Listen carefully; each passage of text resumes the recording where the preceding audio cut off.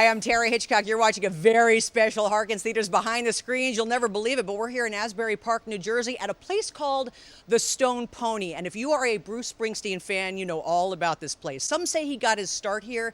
That is not necessarily the case, but he loved this place. He performed here by himself with his band. He was also known to get up on stage with local bands. This place and the Jersey Shore, iconic when it comes to Springsteen and his legacy. And 20th Century Studios brought us here to sit down with star Jeremy Allen White, the director of the film, and more. Take a look. Hey, boss, can you do a mic check?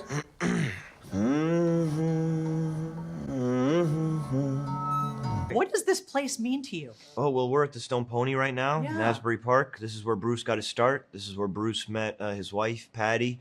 And this is where I did a lot of performing, you know, in the film. His birthday was recently. What do It you was. get Bruce Springsteen for his birthday? I was really racking my brain. You know, I sent him a message, but it is tough. You know, I just wrote him a little card. That's all you can get him. He's got everything. You know.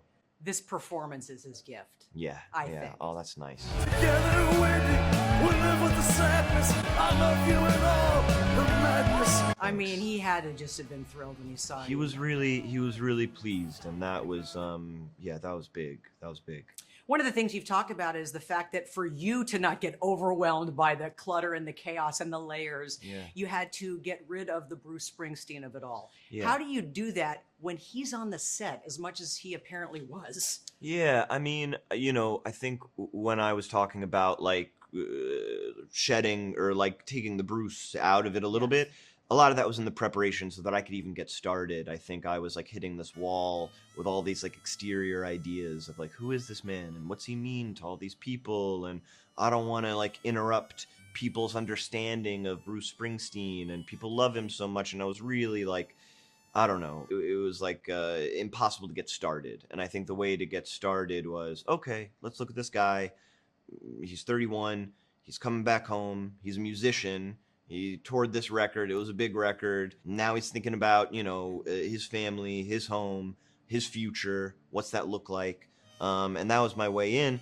And then when Bruce was around on set, you know, I mean, he wanted us to tell this story about this period in his life for a reason. So I think in a big way, you know, Scott and I were allowed to do this job because we had permission from Bruce to tell the story of kind of the man behind the, you know, the icon a little bit. Baby, we were born to run. I mean, you knock it out of the park. And Oh, the Born thank to Run, you. I mean, to get to sing that song the way you sing it, I'm sure you Yeah. needed throat lozenges and tea the next day. My But goodness. was there a Bruce song that you were kind of hoping you get to sing, but you don't get to sing it? Or maybe you just snuck away and sang it anyway? Yeah, you know what? It was a song, you know, he hadn't written yet. It's on Tunnel of Love, Tougher Than the Rest. Well, it's Saturday night. It's one of my favorite songs, and it's a song he'll perform with Patty. And I remember the first time I went to go see him play in London, he went up and he sang it with Patty. It's just such a romantic song, and yeah, one of my favorites. You've got two young daughters. I How do you do. explain to them, Daddy's playing Bruce Springsteen, and how do you explain who he is? There will be a lot of people that didn't grow up with him like I grew up with him. Or maybe, Totally. how do you explain who he is?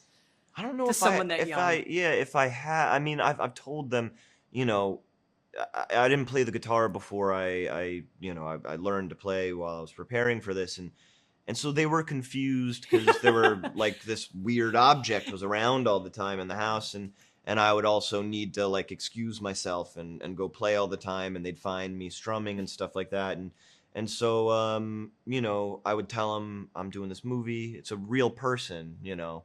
And so I need to learn this thing.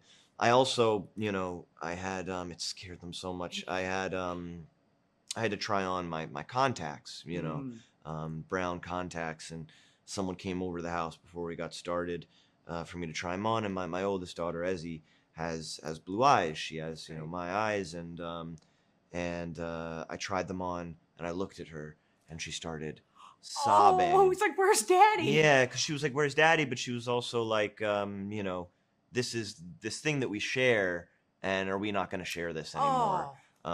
So I think they were upset. I was playing someone, you know, with brown eyes, even if it was Bruce Springsteen. They were like, I I don't like this. It feels different coming home.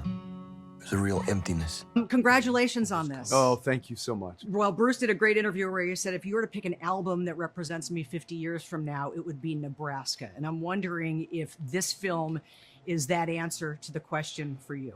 Well, I look, I'm happy that Bruce said that because I happen to agree. You know, this is a very different record than most of Bruce's, Yeah. which is why I chose it as a subject matter. It has a lot of personal resonance for me, but this is a time in Bruce's career where he's on the trajectory of becoming a global icon. Just after the River Tour in 1981, fans around the world are really embracing what Bruce is doing.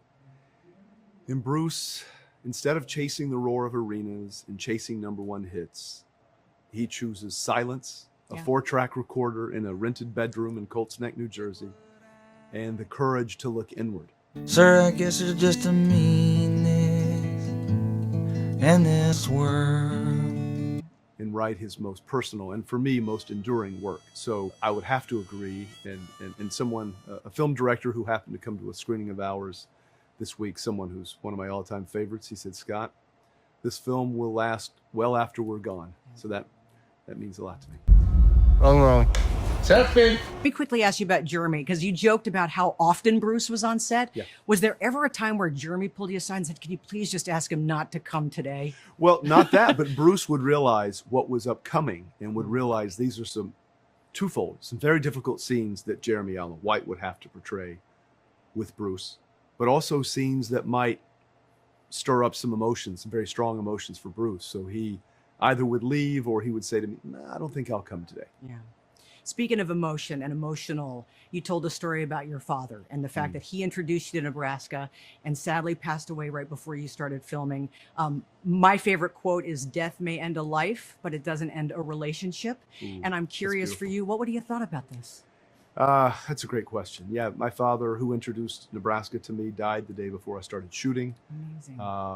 My wife said to me after the premiere on Sunday night, she said, your dad would be so proud of you. Oh, would you have had a favorite part?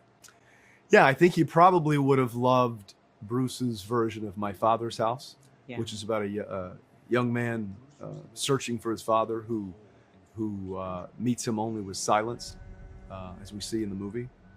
But Bruce and his father did reconnect and rehabilitate their relationship, and hopefully for those fathers and sons who were experiencing that maybe this will bring them together.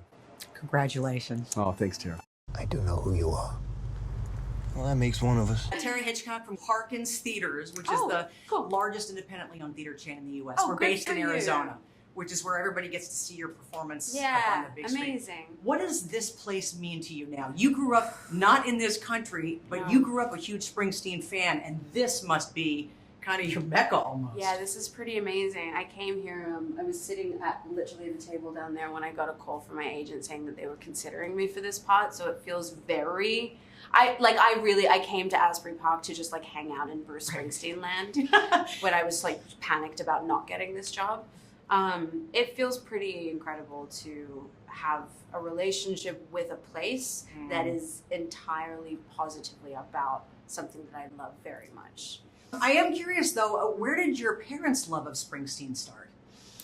It's a great question. My dad's family, my dad's from Canada. He was born and raised there to an Australian mother and an American father. And I think that when he moved to Australia, with him and his siblings kind of had this outsider identity because they had weird accents and they were, raised in Ontario. Like they kind of had to cling to something that was going to give them kind of this a sense of shared identity, and that was Bruce Springsteen's music. You know, even as Canadians, they could recognize that kind of Americana as something that was more a part of them than where they found themselves. So they just kind of took that and ran for it, and every family event Springsteen comes on at some point and everyone's singing and crying, and yeah, it's great. Together, Wendy, we live with the sadness. I love you and all the madness. So how did you handle, I'm assuming they have met him? My dad How did did. you handle, because I know you had met him maybe a year or so ago and you were dreading meeting your hero, and then all of a sudden now you got to tell your family you're involved in the film, and now they get to meet him. And are you nervous about this? Like, what are they going to say to him? Are they going to embarrass you? Yeah. I was never worried about, I mean, it was just, my dad flew out while I was shooting it, and he was kind of, you know, trying to be cool about it, saying like, no, I'm just coming to see you. Like, you can see me anytime. You're coming out to see Bruce. Right. But I was never worried about him embarrassing me, because he's a cool dad. Yeah, he sounds like it. Yeah, but they met. I mean, it was, I think, you know, a real whirlwind moment and a whirlwind day. But the thing about Bruce is that he is so normal and personable and generous with his time and attention, and just it was a real dream come true moment for the both of us. I think we got that. Yeah, we got that one. Maybe everything